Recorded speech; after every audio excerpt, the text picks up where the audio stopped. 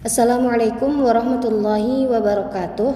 Yang terhormat Ibu Dosen Rosy Halimatun Rosyidah, SSM Hum, sebagai dosen pengampu mata kuliah Bahasa Indonesia. Kami dari kelompok 5 yang beranggotakan saya, Siti Firanta Nelma, sebagai moderator dan rekan-rekan saya yakni Kevanya Juniati, Pramesti Ayu Wulandari, dan Sabita Nadia Amalia Putri, ingin mempresentasikan makalah kami yang berjudul Bahasa dalam Karya Ilmiah dan Notasi Ilmiah.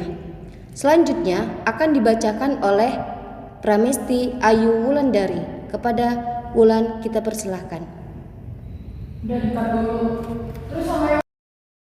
Pembahasan pertama yang kita bahas adalah penggunaan bahasa dalam karya ilmiah. Pemilihan atau penggunaan bahasa merupakan hal yang sangat krusial dalam penulisan karya ilmiah. Hal ini bertujuan agar apa yang disampaikan oleh penulis skripsi bisa dipahami oleh pembaca. Karenanya, digunakan bahasa yang baik dan benar. Ketentuan penggunaan bahasa dalam penyusunan karya ilmiah adalah sebagai berikut. 1. Bahasa yang digunakan adalah bahasa Indonesia baku sebagaimana termuat dalam Pedoman Umum Ejaan Bahasa Indonesia yang disempurnakan (EYD). Kedua, struktur kalimat yang dibuat lengkap dalam arti ada subjek, predikat, objek, dan atau keterangan. Kalimat juga tidak boleh bersingkat-singkat seperti bahan baku pakan ternak terdiri atas jagung, bekatul, DLL. Kalimat yang benar adalah bahan baku pakan ternak terdiri atas jagung, bekatul, dan lain-lain. Yang ketiga, satu alinea terdiri dari minimal 2 kalimat, yakni kalimat inti dan kalimat penjelas. Tidak boleh ada satu paragraf yang hanya terdiri atas satu kalimat meskipun panjang. Yang keempat, istilah yang digunakan adalah istilah Indonesia atau yang sudah diindonesiakan. Jika ada istilah asing, maka harus dilengkapi terjemahan dari istilah tersebut. Yang kelima, istilah terminologi asing boleh digunakan jika memang belum ada padanannya dalam bahasa Indonesia atau bila dirasa perlu sekali sebagai penjelas atau konfirmasi istilah diletakkan dalam kurung dan diketik dengan menggunakan huruf miring. Kutipan dalam bahasa asing diperkenankan namun harus diterjemahkan atau dijelaskan maksudnya dan ditulis dengan huruf miring, italik. Adapun hal-hal yang harus dihindari dalam penulisan karya ilmiah antara lain sebagai berikut. Yang pertama, penggunaan kata ganti orang pertama atau orang kedua, saya, aku, kami, kita, kamu. Dalam penyajian ucapan terima kasih di bagian kata pengantar, istilah saya diganti dengan penulis. Yang kedua, menonjolkan penulis dalam menguraikan penelitian. Misalnya, penulis telah melakukan uji coba. Pernyataan itu mestinya ditulis uji coba telah dilakukan. Yang ketiga, pemakaian tanda baca yang tidak tepat. Yang keempat, penggunaan awalan did dan ke yang tidak tepat harus dibedakan dengan fungsi di dan ke sebagai kata depan dan sebagai awalan. Yang kelima, memberikan spasi antara tanda hubung atau sebelum koma, titik koma, titik dua, tanda tanya, tanda kurung, dan sejenisnya. Penggunaan kata yang kurang tepat pemakaiannya dalam penulisan karya ilmiah. B. Langkah-langkah penulisan karya ilmiah. Langkah pertama yang harus dilakukan seorang penulis karya ilmiah adalah memilih topik dan merumuskan judul tulisan. Ada beberapa hal yang perlu dipertimbangkan pada saat menentukan topik untuk karya ilmiah. Penulisan karya ilmiah harus mengikuti kaidah kebenaran isi, metode kajian, serta tata cara keilmuan. Salah satu cara untuk memenuhi kaidah tersebut adalah dengan melakukan pemilihan topik yang jelas dan spesifik. Setelah topik ditetapkan, batasi topik itu pada. Selanjutnya akan dibacakan oleh Kevanya Juniati. Jenis-jenis karya ilmiah. Adapun jenis-jenis karya ilmiah yaitu 1. Karya ilmiah populer. Artikel ilmiah populer dicirikan dari strukturnya yang tidak terikat secara ketat dengan aturan penulisan ilmiah, karena jenis karya ilmiah ini isinya bersifat umum. Untuk konsumsi publik, disebut karya ilmiah populer karena ditulis bukan untuk keperluan akademik, tetapi untuk kepentingan publik. Misalnya, artikel tentang bahaya merokok. Biasanya isinya ilmiah tetapi teknik penyampaiannya bersifat populer. Bahasanya mudah dimengerti oleh orang awam, meskipun langkah-langkah penulisannya dilakukan secara ilmiah, misalnya hasil riset. Artikel ilmiah populer biasanya dimuat di surat kabar atau majalah. Artikel dibuat berdasarkan kerangka berpikir deduktif atau induktif, atau gabungan keduanya yang bisa dikemas dengan opini penulis. Kata-kata dan istilah yang digunakan juga dikenal secara luas oleh masyarakat umum. Misalnya, kata istilah narkoba, diskriminasi, formasi, indeks saham, prediksi, pasien, puso, kriminal, mengkambing hitamkan, dan sebagainya. Judul karya ilmiah populer juga dibuat agar menarik perhatian masyarakat umum. Misalnya, prediksi ekonomi pasca Orde Baru, zat-zat berbahaya pada jajanan yang dijual di sekolah-sekolah. Yang kedua, karya ilmiah spesifik. Karya ilmiah spesifik biasanya ditulis untuk kepentingan akademis. Misalnya, karya tulis ilmiah yang dijadikan syarat kelulusan mahasiswa program diploma. Karya tulis ilmiah ini bisa ditulis secara khusus sebagai hasil pembahasan terhadap suatu masalah. Bisa pula ditulis berdasarkan hasil penelitian, tetapi disampaikan dalam bentuk lebih praktis daripada skripsi, tesis, ataupun disertasi. Berbeda dengan karya ilmiah populer, karya ilmiah spesifik ditulis lebih serius. Struktur penulisan dan bahasa yang digunakan pun lebih spesifik, guna memenuhi kebutuhan akademis. 3. Makalah. Pengertian makalah dalam tradisi akademik adalah karya ilmuwan atau mahasiswa yang sifatnya paling sederhana dari jenis karya ilmiah lainnya. Kesederhanaan bukan berhubungan dengan isi, melainkan dengan strukturnya. Makalah disusun dengan struktur yang lebih sederhana dibandingkan dengan skripsi, tesis, atau disertasi. Meskipun demikian, ada kalanya bobot akademik atau bahasa keilmuannya lebih tinggi dibandingkan skripsi. Misalnya,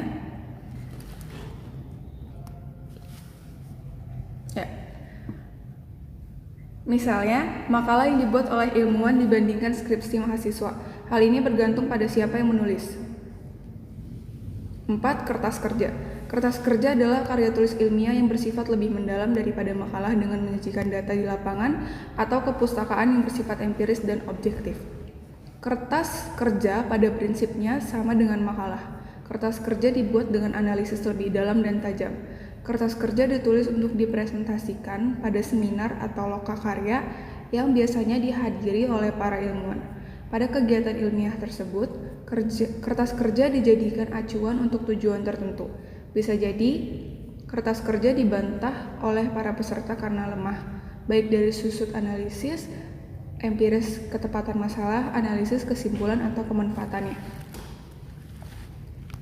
Yang kelima ada skripsi. Skripsi adalah karya tulis ilmiah mahasiswa untuk melengkapi syarat mendapatkan gelar sarjana S1. Skripsi memiliki bobot tertentu sesuai kurikulum yang diterapkan pada perguruan tinggi bersangkutan. Pengerjaannya dibantu dosen pembimbing. Dosen pembimbing berperan sebagai fasilitator dan pengarah bagi mahasiswa dalam menulis skripsi dari awal sampai akhir. Skripsi ditulis berdasarkan pendapat atau teori orang lain. Hal ini berbeda dengan tesis dan disertai yang biasanya sudah pada tahap menghasilkan teori. Pendapat tersebut didukung data dan fakta empiris objektif yang dapat dicari dalam 3 ranah, yaitu 1. Melalui penelitian lapangan, 2. Melalui uji laboratorium, 3. Melalui studi kepustakaan. Jadi, data atau fakta empiris objektif dapat dicari pada ketiga ranah tersebut. 6. Tesis adalah jenis karya ilmiah yang bobot ilmiahnya lebih dalam dan tajam dibandingkan skripsi. Tesis dibuat untuk menyelesaikan pendidikan S2 atau pasca sarjana. Pembuatan tesis biasanya berawal dari suatu teori tertentu, kemudian berlandaskan teori tersebut penulis membuat teori baru. Teori tersebut guna menguatkan, membantah, melemahkan, atau bahkan sama sekali baru dari teori yang menjadi landasannya. Tesis berbeda dengan penulisan skripsi. Pada penulisan tesis, fungsi pembimbing lebih terbatas.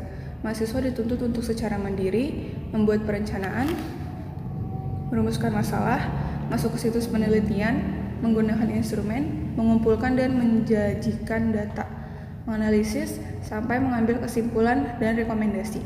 Oleh karena itu, mahasiswa dituntut kemampuan dalam merancang dan melaksanakan penelitian, menguasai teknik penulisan, menguasai bidang ilmu yang dikajinya, dan memiliki pengetahuan yang cukup tentang hal-hal yang terkait dengan metode penelitian. Yang ketujuh ada disertasi. Puncak karya ilmiah adalah disertasi yang dibuat guna mencapai gelar akademik tertinggi, yaitu doktor. Gelar doktor dimungkinkan manakala mahasiswa program S3 telah mempertahankan disertasi di hadapan Dewan Penguji disertasi yang terdiri dari profesor atau doktor di bidang masing-masing.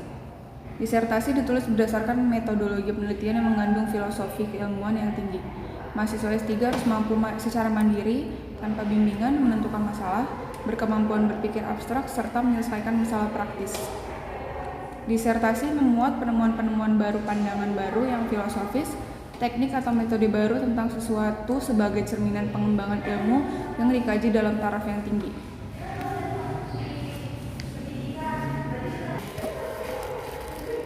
D.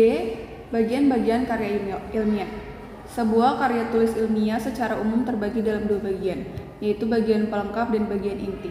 Bagian pelengkap terdiri atas halaman judul, daftar isi, kata pengantar, persembahan, lembar pengesahan, dan abstrak.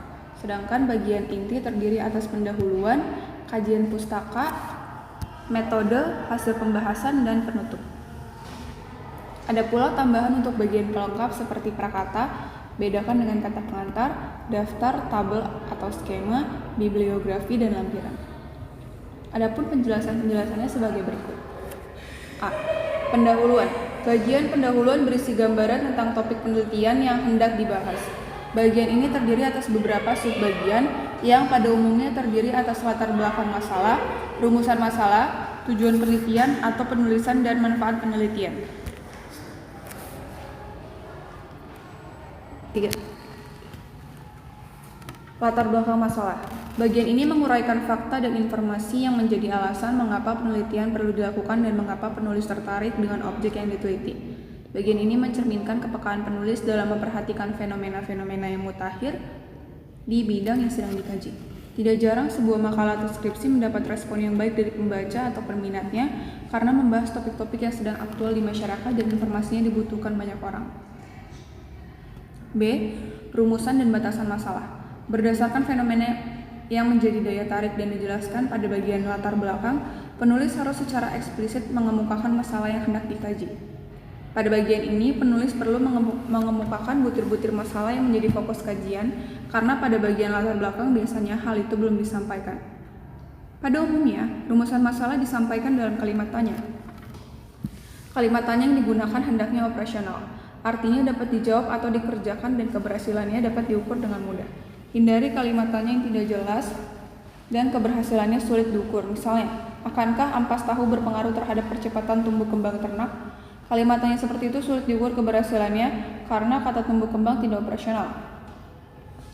Selanjutnya, tujuan penelitian. Pada bagian ini penulis hendaknya mengemukakan hal-hal yang menjadi tujuan penelitian. Rumusan tujuan penelitian biasanya merupakan pernyataan yang menjawab pertanyaan yang dirumuskan dalam bagian rumusan masalah. Tujuan penelitian hendaknya relevan dengan rumusan masalah yang ditetapkan. Jika ada 5 rumusan masalah, maka tujuan penelitian pun 5 pernyataan. Jika rumusan masalah berbunyi apakah ada hubungan antara jumlah asupan konsentrat terhadap kenaikan berat badan sapi pada usia 1-5 bulan, maka tujuan yang dapat dirumuskan adalah memperoleh deskripsi kuantitatif tentang hubungan antara jumlah asupan konsentrat dan kenaikan berat badan sapi pada usia 1-5 bulan. Manfaat penelitian. Pada bagian ini disampaikan manfaat yang dapat diperoleh dari penelitian dimaksud. Manfaat perlu disampaikan dalam 2 kategori, yaitu manfaat teoritis dan manfaat praktis. Manfaat teoritis menyangkut kegunaan hasil penelitian, ditinjau dari aspek teori dan relevansi hasil penelitian dengan teori-teori yang telah ada. Manfaat praktis menyangkut kegunaan hasil penelitian bagi kehidupan manusia sehari-hari. Kajian pustaka, sebuah penelitian. 3. Kajian pustaka. Sebuah penelitian tentu harus dilandasi teori-teori yang kuat. Landasan teori akan menjadi pemandu bagi penulis dalam melakukan seluruh aktivitas penelitian dan penulisan karya ilmiah. Paling tidak ada 2 hal yang menjadi landasan teori, yaitu rujukan keilmuan yang relevan dengan topik dan rujukan yang terkait dengan teknik penulisan karya ilmiah. Pemahaman tentang keduanya akan sangat bermanfaat dalam pelaksanaan penelitian dan penulisan laporannya. D. Metode dan teknik analisa data. Penentuan metode dan teknik menganalisis data juga akan menentukan hasil dari sebuah penelitian. Metode harus dibedakan dari teknik. Metode merupakan cara yang harus dilaksanakan, sedangkan teknik merupakan cara untuk melaksanakan metode. Teknik penelitian ditentukan oleh instrumen atau alat yang dipakai. 3. Hasil penelitian. Bagian keempat dari rangkaian penelitian adalah menulis hasil penelitian. Setelah merampung penulisan bagian metode, kegiatan dapat dilanjutkan dengan melaksanakan penelitian pada ranah yang dipilih. Peneliti akan berkutat dengan pengambilan data, analisis data, dan penarikan kesimpulan. Selanjutnya, peneliti merumuskan hasil penelitian dan menyajikannya pada bagian keempat ini. Bagian hasil penelitian merupakan intisari dari keseluruhan kegiatan penelitian. Selain kemahiran berbahasa, ketepatan pemilihan metode juga akan tercermin dalam bagian ini. Kesungguhan dan ketelitian peneliti dalam menuangkan apa yang diperoleh di lapangan penelitian juga terekspresikan pada bagian ini. F. Penutup. Bagian kelima adalah penutup. Sebagai bagian akhir dari karya ilmiah, pada bagian penutup peneliti harus memberi simpulan dari hasil penelitiannya. Simpulan tersebut harus disajikan secara lugas, sederhana, dan singkat. Tujuannya agar pembaca bisa lebih menangkap hasil penelitiannya dengan baik dan komprehensif. G. Pelengkap. Yang pertama ada daftar pustaka. Daftar pustaka atau bibliografi merupakan bagian penting bagi suatu tulisan ilmiah atau penelitian. Asumsinya, sebuah penelitian ilmiah tentu akan menggunakan referensi-referensi pendukung. Tidak ada batasan minimal maupun maksimal dalam penggunaan referensi. Namun ini bukan berarti bahwa peneliti bisa seenaknya mencantumkan referensi. Berikut merupakan contoh bagaimana penulisan daftar pustaka pada penulisan makalah, skripsi, disertasi, dan lain-lain. Yang pertama, penulisan daftar pustaka yang diambil dari buku mengikuti kaidah sebagai berikut. Pertama, nama pengarang diawali huruf besar, dimulai dari nama belakang lalu diberi tanda koma, dan dilanjutkan dengan nama depan. Nama belakang bisa disingkat tetapi bisa juga tidak disingkat. Kedua, ditulis tahun pembuatan atau penerbitan buku yang sebelumnya. Didahului tanda koma untuk membatasi nama pengarang dan tahun penerbitan. Ketiga, ditulis judul buku dengan menggunakan huruf miring setelah judul gunakan tanda titik. Keempat, ditulis tempat diterbitkannya buku itu, diakhiri tanda titik 2. Kelima, ditulis penerbit buku tersebut diakhiri dengan tanda titik. Yang kedua, penulisan daftar pustaka diambil dari internet mengikuti kaidah sebagai berikut. Pertama, tulis nama pengarang seperti pada penulis rujukan dari buku. Kedua, tulis tahun buku atau tulisan dibuat diakhiri tanda titik. Ketiga, tulis judul buku atau tulisan diakhiri tanda titik. Keempat, tulis alamat websitenya. Gunakan kata form untuk awal judul web, setelah itu diakhiri tanda koma. Kelima, tulis kata diunduh dan tanggal pengambilan data tersebut. Yang ketiga, penulisan daftar pustaka yang pengarangnya atau penulisnya lebih dari satu. Pertama, tulis nama belakang dari penulis pertama, diakhiri tanda koma, lalu tulis nama depan dengan disingkat, akhiri tanda koma. Setelah itu tulis nama pengarang. Kedua, ketiga, dan seterusnya dengan urutan nama pertama dulu, kemudian nama kedua tanpa dibalik. Jika pengarang lebih dari 2, maka penulisan pengarang terakhir diawali kata dan diakhiri tanda koma. Kedua, tulis tahun pembuatan atau cetakan buku tersebut diakhiri tanda titik. Ketiga, tulis judul buku atau karangan dengan huruf miring diakhiri tanda titik. Keempat, penulisan tempat terbit dan penerbit mengikuti kaidah penulisan rujukan dari buku seperti diuraikan pada nomor 1. Yang kedua ada abstrak. Abstrak juga menjadi bagian penting lain dari suatu tulisan ilmiah. Tiap-tiap institusi biasanya mempunyai ketentuan tertulis tentang tata cara penulisan abstrak. Pada umumnya, abstrak ditulis dalam 2 bahasa Indonesia dan bahasa Inggris. Tujuannya agar hasil penelitian dapat dibaca oleh banyak orang, tidak hanya dalam negeri tetapi juga mancanegara. Abstrak ditulis dengan spasi rapat, dengan format penulisan khusus. Pada bagian akhir abstrak disebutkan kata-kata kunci untuk memudahkan penelusuran secara online melalui internet. Yang ketiga ada prakata. Pemahaman yang salah sering terjadi pada Kutipan. Kutipan merupakan salah satu hal yang sangat esensial dalam penulisan karya ilmiah.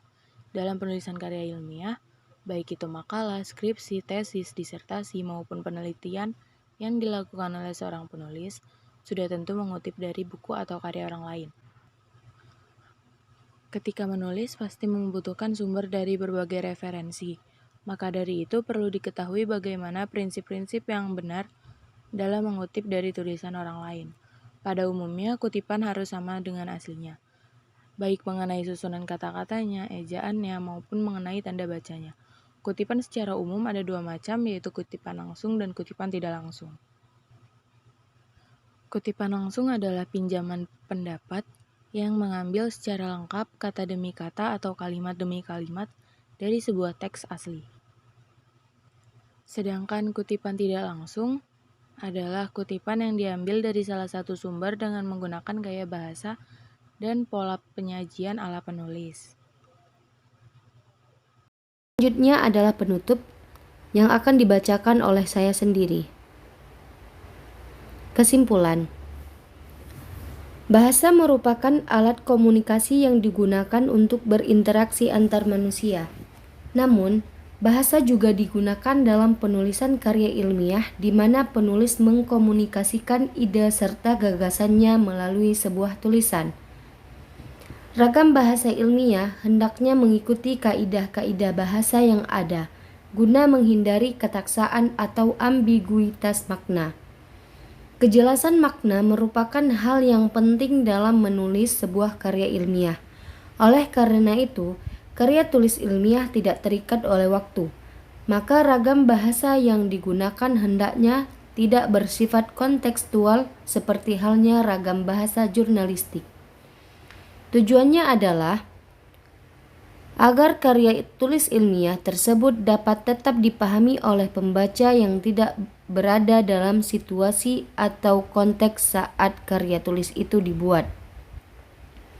Dalam penulisan karya ilmiah, kita membutuhkan sumber dari berbagai referensi kalimat atau pendapat dari seorang pengarang atau ucapan seseorang yang terkenal, baik yang terdapat dalam buku-buku maupun majalah-majalah. Maka dari itu, perlu diketahui bagaimana prinsip-prinsip yang benar dalam mengutip dari tulisan orang lain. Sekian dari kami. Saya mengucapkan wassalamualaikum warahmatullahi wabarakatuh.